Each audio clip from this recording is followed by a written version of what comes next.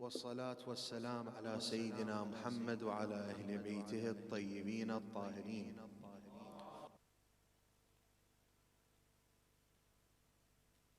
واللعن الدائم على أعدائهم أجمعين من الآن إلى قيام يوم الدين. القول مني في جميع الأشياء قول آل محمد.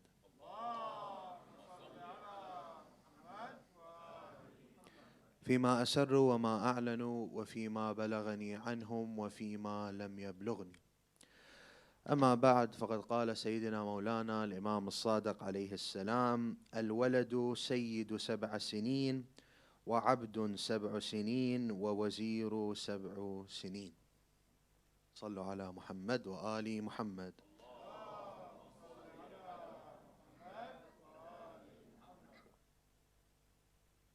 We live in certain times where we face many corruption and forms of corruption all around us.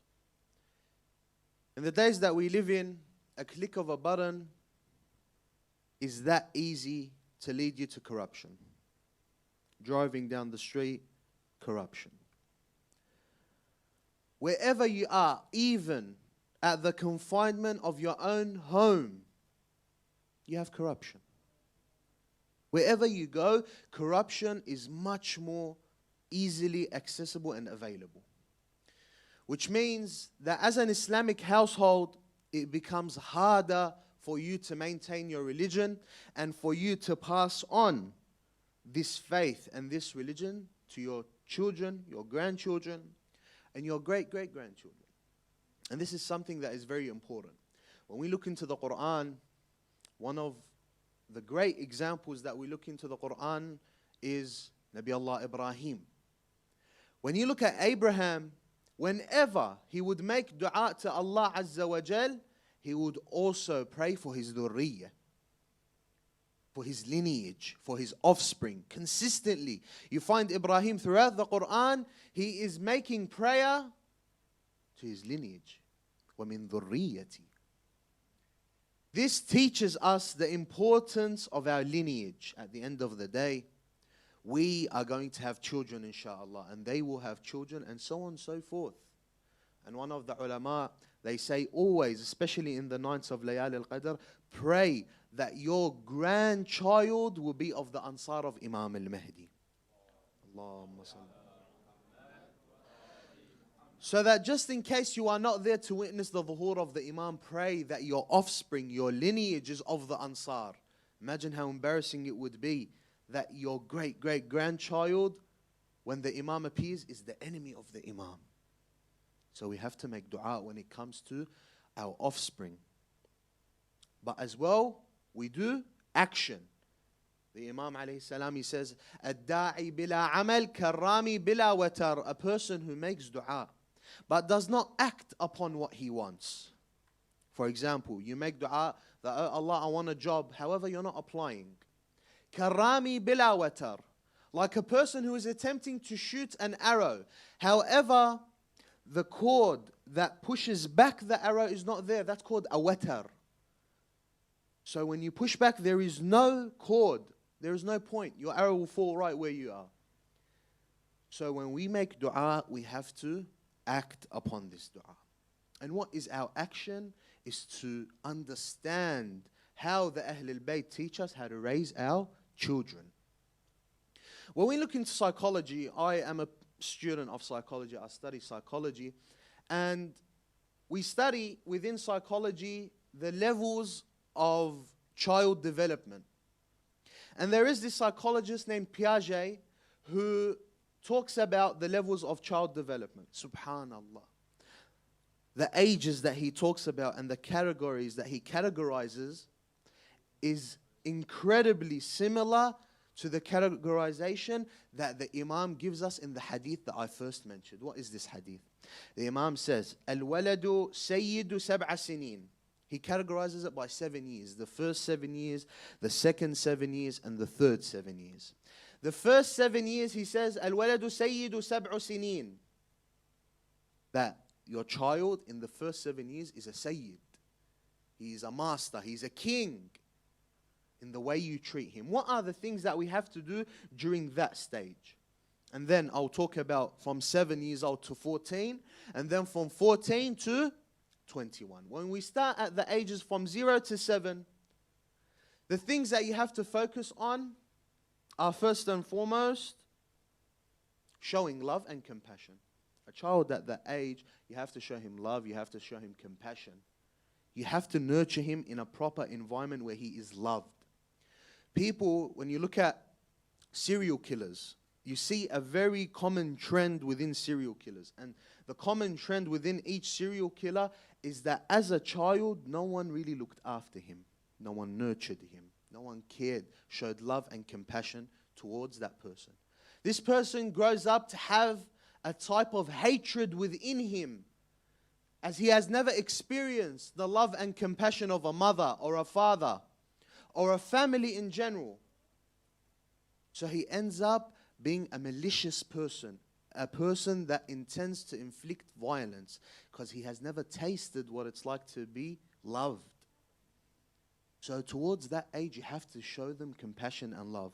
When we look at Amir al-Mu'mineen alayhi salam, when he speaks to his son al-Imam al-Hasan alayhi salam, he says, وَجَدْتُكَ بَعْضِي بَلْ وَجَدْتُكَ كُلِّي حَتَّى كَأَنَّ شَيْئًا لَوْ أَصَابَكَ أَصَابَنِي وَكَأَنَّ الْمَوْتِ لَوْ أَتَاكَ أَتَانِي.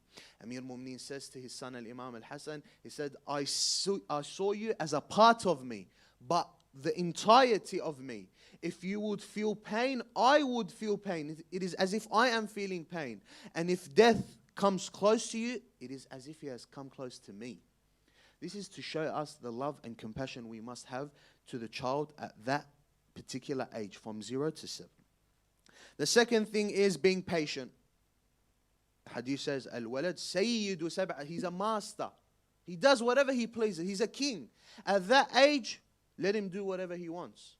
Obviously in the correct circle, not to a extensive extent. And we have here the Holy Prophet, peace be upon him, he says, when it comes to being patient with the child, لا تضربوا أطفالكم على بكائهم. Do not hit your children over their crying. And we have this, some of the ulama, they developed the modern prices for the diya. Back then, there are different categories. For example, if you hit your child in the face and it becomes red, what was equivalent to that diya at the time, today is equivalent to about $500 Australian. I calculated this precisely. Is equivalent to around $500 Australian if you hit them in the face and it becomes red. This is a diya you have to pay. If you hit the child in the face and it becomes bruised, that becomes equivalent to $1,000 to $1,500. This is what at the time was dirham. For example, hitting a child in the face and it turns red, a dirham and a half, but it was out of gold. A dirham was different to dinar. Dinar is different to dirham. 1.5 dinar is gold. And that gold, at the weight that it is in today, it becomes at that level, at that price.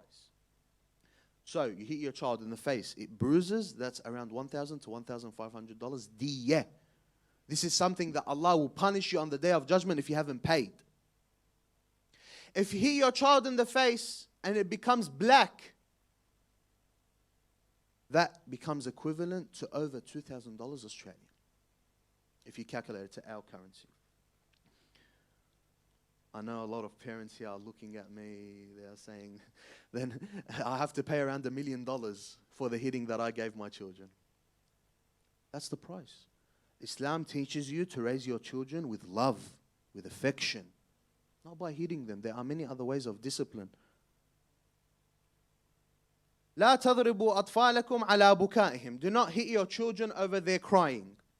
فإن بكاءهم 4 أشهر شهادة أن لا إله إلا الله. The first 4 months, this child, when he cries, this crying is him saying لا إله إلا الله for the first 4 months. وعليكم السلام. و4 أشهر الصلاة على النبي صلى الله عليه وآله وآله.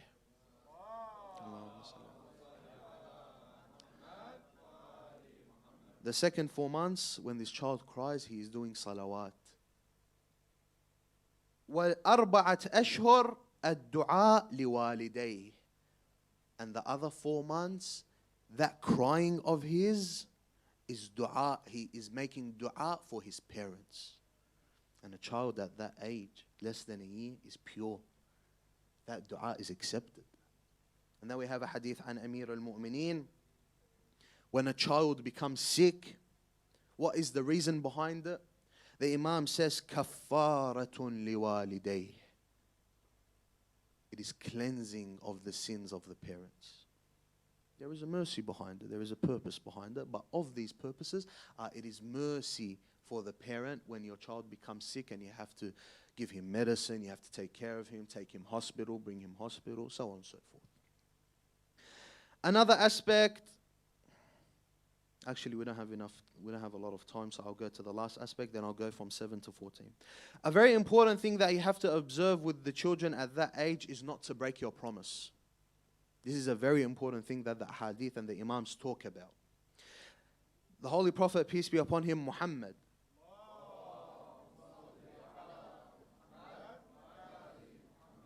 he says, أحبوا الصبيان وارحموهم وإذا وعدتموهم شيئا ففوا لهم. That give love and show compassion to your children. And if you make a promise, do not break that promise. ففوا لهم فإنهم لا يرون إلا أنكم ترزقوهم. Because this child, he thinks the only person that gives him sustenance is you. So when you break a promise, he starts to have a level of mistrust with the authority that gives him sustenance. When he grows older and he starts noticing that the person who gives him sustenance is Allah Azza wa Jal, and if he has that mistrust with you from the very beginning, that will evolve to having mistrust with Allah Azza wa Jal. Wal-'ayadhu billah. These things affect. You think they don't affect? He's a kid. No, they affect. Imam tells you, when you make a promise to your child, do not break that promise. You see, children, when you make a promise, he keeps reminding you that you promised, you said. And then you're thinking, I wish I had never promised you.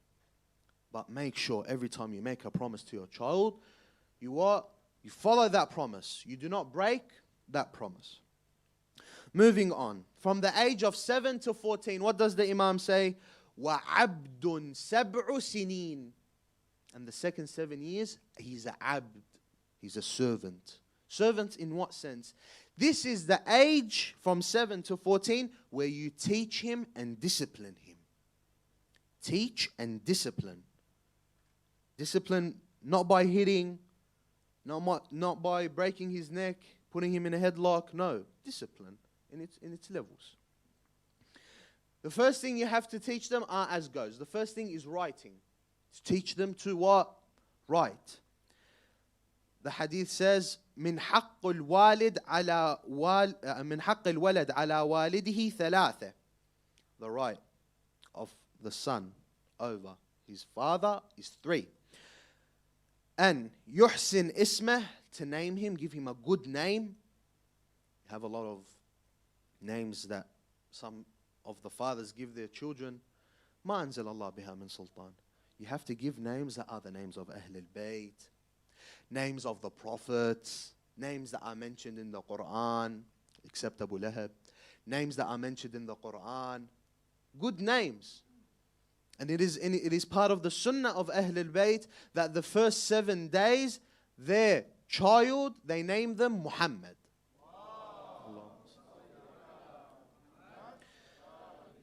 And then after they decide if they want to change their name or leave it as is, to give them a good name. And يحسن اسمه ويعلمه الكتاب, and to teach him writing, to teach him how to write. This is very important. This is part of his education. Do not leave it up to schools. And especially, you know what I'm talking about when I say that nowadays you can't 100% leave education up to the schools to teach him everything. You have to intervene. You have to make time to teach him. And the third one I'll talk about later. The third haqq. The second thing is Quran. To teach your child Quran and how to read Quran. It is very sad to see that a lot of people, they grow to the age of 30, 40 years old, they do not know the proper ahkam of reading Quran. This falls on the responsibility of the father. The father has to teach his son Quran, and if he doesn't know, he learns with the son. There's no problem with that. Islam is a religion that tells you to take your ego out when it comes to learning. Seek knowledge. Min al-mahdi ila al-lahd. From the cradle to the grave. Seek knowledge. Even if the level of knowledge you are at is very low for your age. It doesn't matter. It doesn't matter. You learn. You're at 40 years old, you don't know how to read Quran, it doesn't matter. You teach your son and you learn with him. There's no problem in that. The problem is in you being arrogant enough to not learn and not teach your child, and then your child not teach his child. And then it becomes a whole generation of people that don't know how to read Quran. That's very dangerous. Amir al-Mu'minin alayhi salam says, "Man qabbala waladahu kana lahu hasana." Whoever kisses his child, he receives a hasana. وَمَنْ فَرَّحَهُ فَرَّحَهُ اللَّهُ يَوْمَ الْقِيَامَةِ. And whoever makes his child happy, Allah will make him happy on the day of judgment. وَمَنْ عَلَّمَهُ الْقُرْآنِ دُعِيَ الْأَبَوَانِ فَكُسِيَا حِلَّتَيْنِ يُضِيءُ مِن نُورِهِمَا وُجُوهَ أَهْلِ الْجَنَّةِ. That if the parent teaches his child Quran, they will be clothed with the type of clothing on the day of judgment where the people of Jannah will be illuminated by the nur of the faces of those parents that teach their child Quran. Very important. The third aspect is teaching them the correct faith, i.e. the faith of Muhammad wa Ali Muhammad.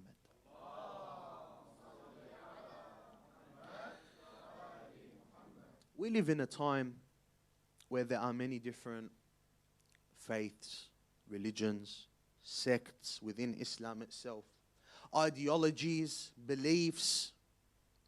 When your child grows up and he says that I am a Shi'i Muslim, questions will be asked. An atheist will ask your child, a Christian, a Jewish person, Muslims from the other schools of thought will be curious at the end of the day. What is your faith about? Why do you believe in imamah? Why do you believe in an imam that is in occultation?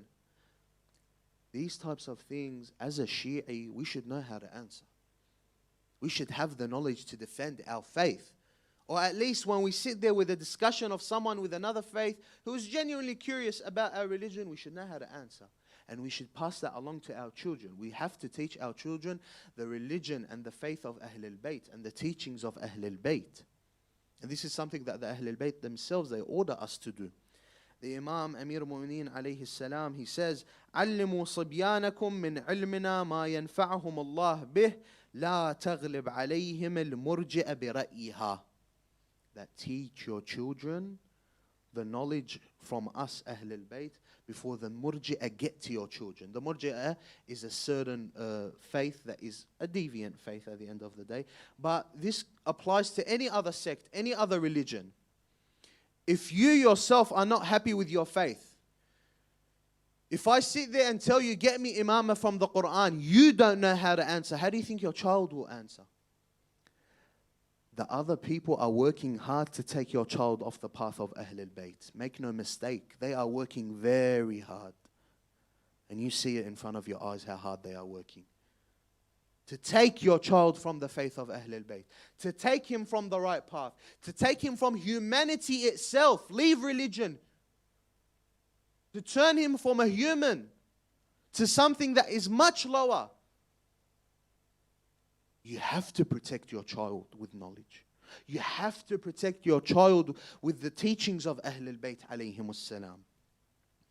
Imam al-Sadiq alayhi salam says, "بادروا أحداثكم بالحديث قبل أن تسبقكم إليه المرجئة."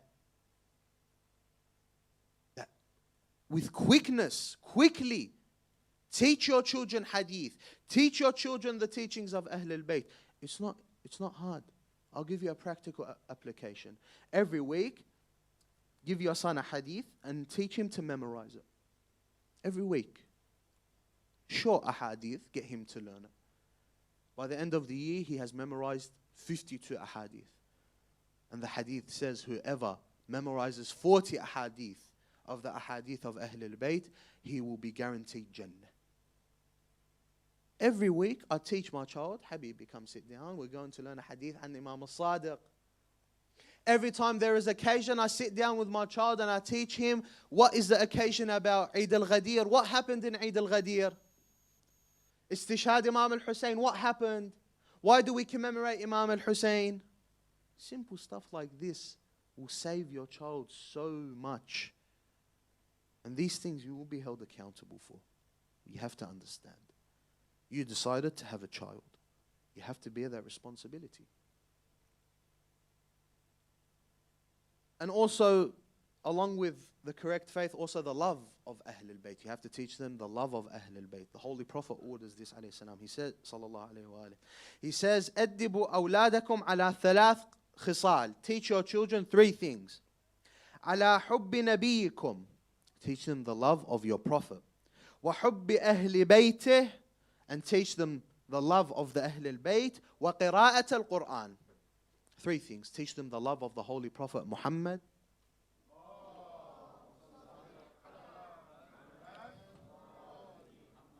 And the love of Ahl al-Bayt.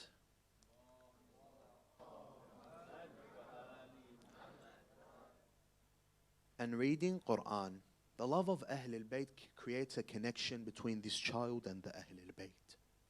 There is a reason why all of us here who have other things to do, who usually are busy during these days, we come to the gatherings of Ahl al-Bayt.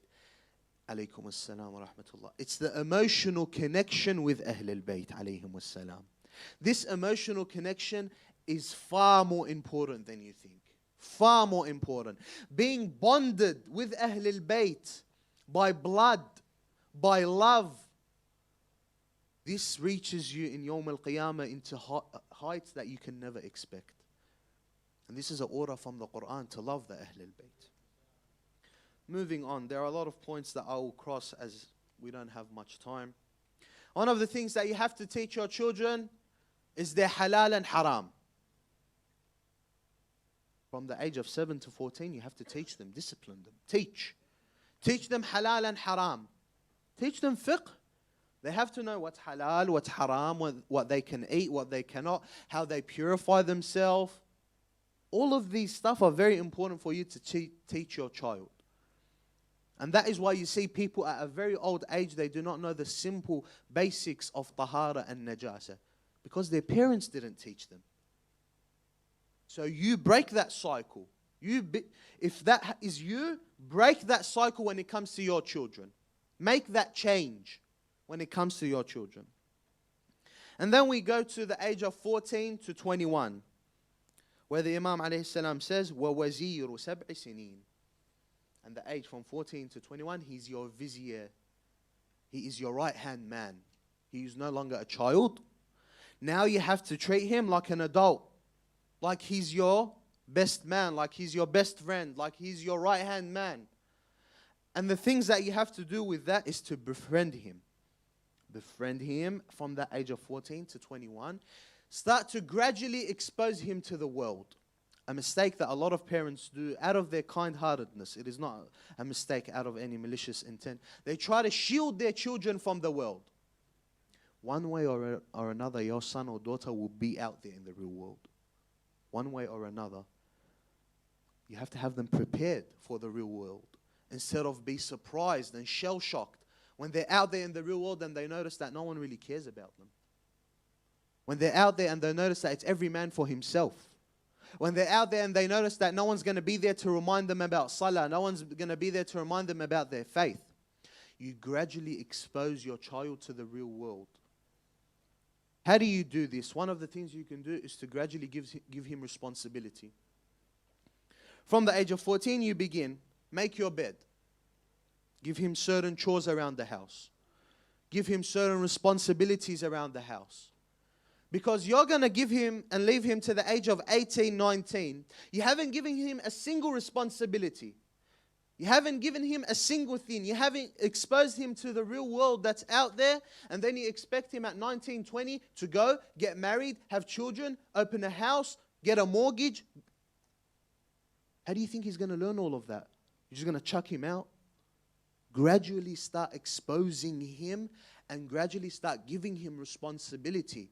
So that by the time he's 21, by the time he's 20, he knows what to do. Don't make him dependent on you. This is wrong. Obviously, you love your child and you don't want anything bad to happen to him. But do not make him depend on you, especially when he gets to the age of 18, 19. It's in their fitrah. At that age, it's in their fitrah to leave the nest. Notice how at that age they start not listening to you. It's not because they hate you. At that, even psychologically, they say at that age they begin to not allow anyone to be above them in authority. This is a fitrah thing. To show them at that age, this is where they open their own family. This is where they're the head of the household. It is not because they hate you. When they reach that age, that's when they have to leave. And open their own homes and have their own families. The problem is we have made the age of childhood too long. You have examples in history. For example, you have Dhul Qarnayn, someone who conquered half of earth, if not the entire earth. He conquered it at the age of 12. Alexander, who they call the Great, at the age of 18, he took over countries. He was a conqueror at that age. The problem with us now is that we have extended the age of childhood. Not out of any purposeful intent, because the fathers love their children, the parents love their children, so they want them to stay in the house. No, at that age is where they go and they open their own family. And that is what you have to teach them. That is what you have to prepare them for. And going back to the hadith where I didn't tell you the third right of the son over the parent, and the third right of the son on the parent is وَيُزَوِّجَهُ إِذَا بَلَغْ. Your responsibility as a father when your son reaches that age is to marry him. My son is not ready. When were you ready when you got married? When you got married, were you ready? Did you have it all figured out, mashallah? No, you didn't. But when you prepare them for the real world, when you start treating them like an adult, this is very important. Treat your children like an adult. They start maturing like one. Once they reach the age of 17, 18, start treating them like adults. They're still young, I understand, I know this. They're still young. But when you start treating them like this, when you start preparing them, and when you start giving them responsibilities, trust me, they will change. You will see a very big difference with your children. Another thing is, do not create a boundary between you and your child. What do I mean by this? Certain things a child wants to, or a son or a daughter, when they reach the age from 14 to 21, they want to ask their parents.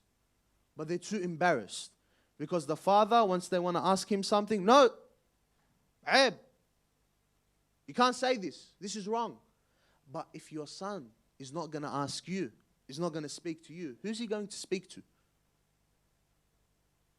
If it's with marriage, if it's with religion, if it's with anything, sometimes a child might throw a curveball of a question to you. Where's Allah? Don't say that. Aib. The child is genuinely curious. Try to make him understand certain things. Not to straight away shut him up. You have to let go of that boundary between, oh, I'm the father, he can't talk like that in front of me. Who's he going to go to? If he doesn't have a father figure, you look at the statistics. Those people who end up being criminals, those people who end up being in jail, those people who end up living the worst of lives, they didn't have a father figure in their household. Or if they did have a father figure, this father figure was not understanding. This father figure didn't want to talk to his son. At that age, they are going through changes. Physically, mentally, emotionally, spiritually. Be open with them when you speak to them. Otherwise, they're going to go to other people, and you don't know if these other people are reliable enough to trust with your son or daughter. We have to let go of that fake boundary between you and your child. We have to establish that. And other things that we have to notice, and this applies to all the ages, and I will end inshallah on this point. Other things that we have to notice, and this with all ages you have to observe. First thing is, do not feed them clothe them, and put them under the roof of money that is haram. Imam al-Hussein, when he stood against the army of Yazid, what did he say? مُلِئَتْ بُطُونُكُمْ harama. He said, you're standing against the grandchild of the Prophet because your stomachs have been filled with haram. It's very important that you nurture your child with money that is halal, with sustenance that is halal, with food that is halal. This purifies them. This purifies their souls. This keeps their souls pure.